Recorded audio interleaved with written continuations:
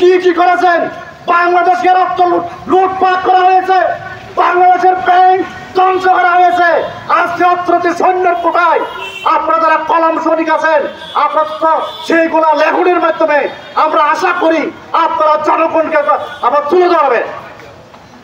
আপনারা ওনাকে অনুকরণ করুন। আমাদের পত্রিকার যেভাবে এগিয়ে গেছে সমস্ত পত্রিকার আমরা আশা করব সেই ফ্যাসিস্ট সরকারের বিরুদ্ধে বলিষ্ঠ ভূমিকা আপনারা রাখবেন। আপনারা অনুরোধ করব যে মিথ্যা মামলায় ওনাকে সাজা দেওয়া হয়েছে, স্বাধীন কোনো সংবাদ প্রকাশ করতে পারেনি। আমার দেশের সাংবাদিক মাহমুদুর রহমান এই রক্ত দিয়ে এই ফ্যাসিবাদীর বিরুদ্ধে উনি কলম লিখেছিলেন। আজকে ফ্যাসিবাদীর বিরুদ্ধে উনি লিখতে গিয়ে মিথ্যা মামলার হয়রানি হয়েছেন। বিভিন্ন জায়গায় ওনাকে রক্তাক্ত করা হয়েছে। এই ফ্যাসিস্ট সরকার 17টি বছর যে নির্যাতন করে গেছে সারা বাংলাদেশের প্রতিটি সেক্টরে, এই বাংলাদেশে স্তব্ধ করে রেখেছিল এই ফ্যাসিস্ট হাসিনা সরকার। এই মাহমুদুর রহমান এই স্বৈরশাসকের লিখনির মাধ্যমে আন্দোলন করায় তার বিরুদ্ধে মিথ্যা মামলা জেল কেটেছে, তাদের সাথে আপোষ করেন নাই। শেষ পর্যন্ত বাংলাদেশ থেকে পালিয়ে গিয়েও তিনি আমাদেরকে নানাভাবে সহায়তা করেছেন, লিখেছেন। তার লিখনি বন্ধ করতে সরকার পারেন নাই।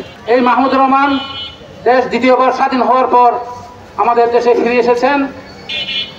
আমরা আশা করেছিলাম এই স্বৈরশাসকের যারা এখনো ঘাপটি মেরে বিভিন্ন স্থানে আপনারা স্বৈরশাসকের পক্ষ হয়ে কাজ করে চলেছেন, তাদের বোধগম্য উদয় হবে বলে আমরা আশা করেছিলাম। আমরা মনে করি এই মাহমুদুর রহমানকে সম্পূর্ণ অন্যায়ভাবে আজকে জেলে প্রেরণ করা হয়েছে। এই বিগত 17 বছর তিনি সর্বপ্রথম এই হাসিনা সরকারের বিরুদ্ধে, অন্যায়ের বিরুদ্ধে উনি লেখনী ব্যবহার করেছেন। উনি সর্বপ্রথম এই হাসিনা সরকারকে ফ্যাসিবাদ সরকার বলে আখ্যায়িত করেছেন। উনি সত্য কথা তুলে ধরতে গিয়ে, অন্যায়ের বিরুদ্ধে কথা বলতে গিয়ে ওনার বিরুদ্ধে শত শত মামলা দেওয়া হয়েছে।